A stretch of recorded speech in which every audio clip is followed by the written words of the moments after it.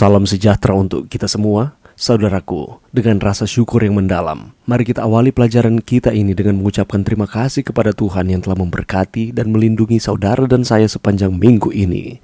Betapa baiknya Tuhan kita, sehingga kita dapat berkumpul kembali di dalam pelajaran sekolah sahabat kita untuk belajar lebih banyak tentang arti sejati dari mengasihi sesama saya, yang merupakan topik pembahasan kita di dalam pelajaran yang ketujuh sepanjang minggu ini.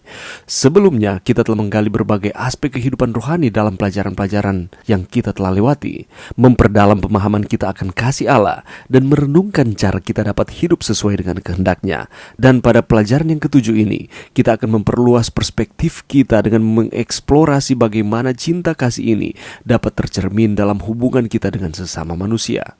Kita hidup dalam dunia yang serba dinamis, di mana kesibukan seringkali membuat kita terfokus pada kebutuhan pribadi dan melupakan akan pentingnya mengasihi orang di sekitar kita. Namun kita diundang untuk merenungkan kembali bahwa kita harus saling memberi, melayani, dan mencintai sesama dengan tulus.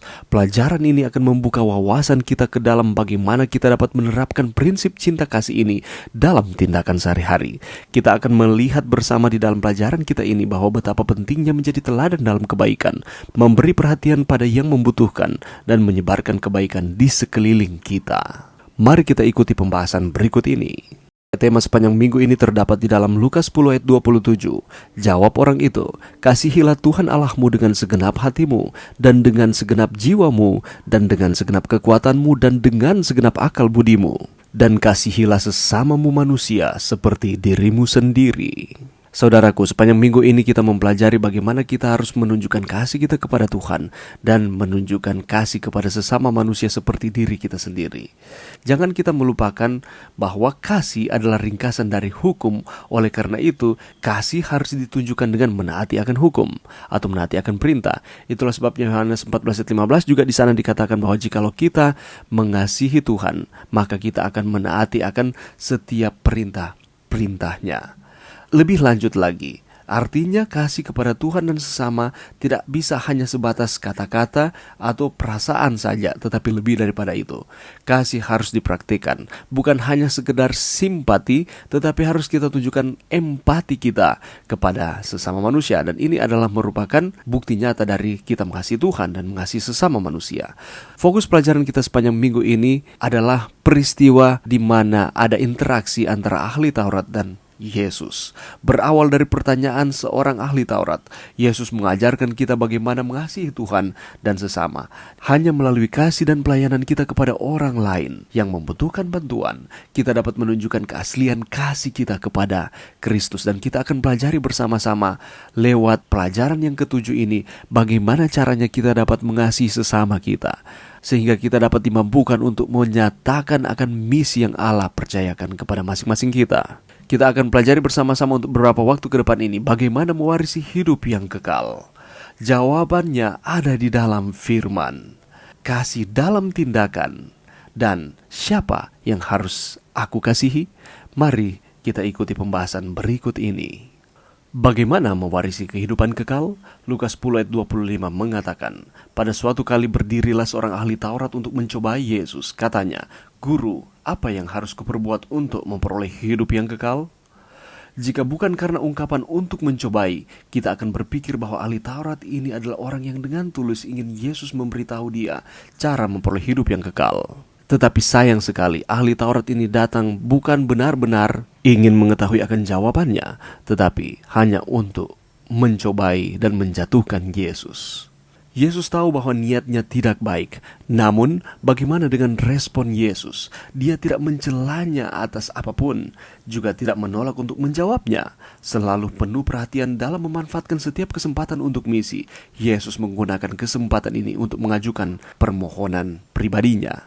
Pertanyaan yang ditujukan oleh ahli Taurat ini merupakan sebuah pembukaan yang Yesus dapat gunakan untuk mendorong dia menyelidiki akan hatinya sendiri. Bahkan mengetahui motif dari ahli Taurat ini, Yesus tidak mengabaikannya dan tidak menghormatinya. Yesus menghargai, Yesus menghormati akan pertanyaan dari ahli Taurat ini. Dan dia memanfaatkan akan setiap kesempatan ini untuk menyatakan akan misi dan pada akhirnya mengarahkan kepada panggilan pribadi. Lebih jauh lagi, pertanyaan ini terlalu penting untuk tidak dijawab. Dengan melakukan apa aku akan mewarisi kehidupan yang kekal?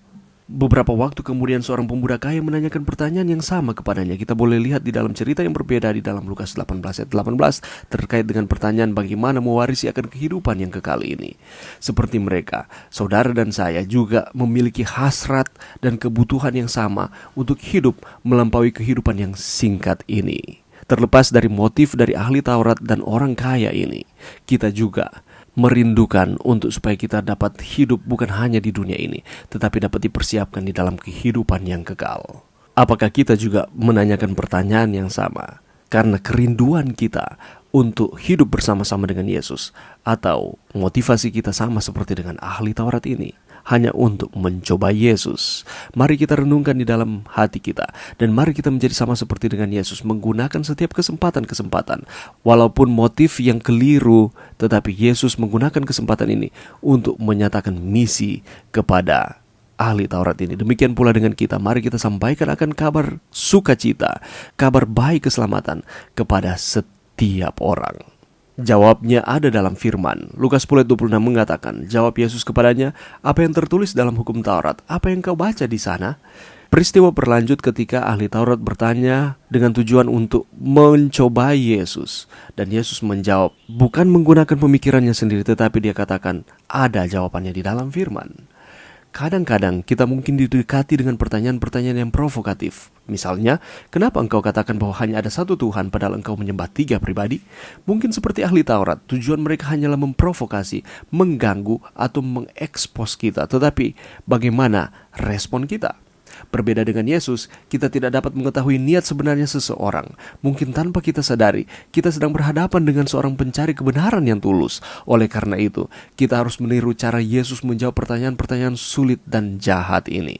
Terlepas dari motivasi orang menanyakan pertanyaan-pertanyaan, mari kita menjadi sama seperti dengan Yesus. Kita merespon akan setiap pertanyaan dan memberikan jawaban. Tujuannya adalah untuk menyampaikan akan misi. Untuk menjawab pertanyaan jebakannya, Yesus memimpin ahli Taurat untuk mencari jawabannya dalam firman Tuhan. Begitu pula dengan kita, arahkanlah kepada firman Tuhan. Apa yang firman Tuhan sampaikan? Jadi, pertama-tama kita harus membawa lawan bicara kita kepada Alkitab sebagai satu-satunya sumber yang berwenang, satu-satunya fondasi untuk mengetahui akan kebenaran. Apa yang tertulis di dalam perintah Tuhan? Apa yang tertulis di dalam firman-Nya? Selanjutnya, bimbing dia untuk belajar Alkitab secara pribadi. Bagaimana cara engkau membaca akan firman Tuhan? Jangan puas dengan apa yang engkau ketahui atau dapat engkau sampaikan hanya dengan logika kita atau kemampuan kita untuk menyampaikan akan setiap jawaban. Tetapi penting bagi kita untuk membiarkan firman itu sendiri di bawah bimbingan Roh Kudus, mengarahkan kita pada pengetahuan akan kebenaran. Karena firman Tuhan menyatakan bahwa firman itu pelita bagi kaki kita dan terang bagi jalan kita. Oleh karena itu, mari kita selalu mendasarkan akan setiap jawaban-jawaban dari setiap pertanyaan di dalam firman. Apa yang firman Tuhan katakan? Jangan hanya mengandalkan akan logika atau pemikiran-pemikiran kita sendiri terlepas dari firman Tuhan. Kasih dalam tindakan bagian pertama. Jawab orang itu, kasihilah Tuhan Allahmu dengan segenap hatimu, dan dengan segenap jiwamu, dan dengan segenap kekuatanmu, dan dengan segenap akal budimu, dan kasihlah sesamamu manusia seperti dirimu sendiri. Kata Yesus kepadanya, jawabmu itu benar, perbuatlah demikian, maka engkau akan hidup. Saudaraku, ketika kita menjawab akan setiap pertanyaan yang ditanyakan, mungkin teorinya baik, kita menjawab dengan baik. Untuk memperoleh kehidupan yang kekal, kita harus mengasihi Tuhan dan sesama kita manusia. Tetapi, bagaimana dengan prakteknya? Jadi ketika kita menyampaikan akan jawaban, ketika kita menyampaikan akan teori-teori, yakni kita mengasihi Allah, mengasihi sesama manusia, harus disertai dengan bagaimana kita mempraktekannya. Beralih dari teori ke praktek tidak selalu mudah.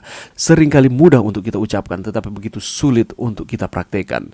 Namun Yesus menyatakannya dengan sangat jelas, lakukan ini dan kamu akan hidup. Intinya adalah bukan hanya kita menyampaikan, tetapi kita menghidupkan, kita mempraktekannya di dalam kehidupan kita.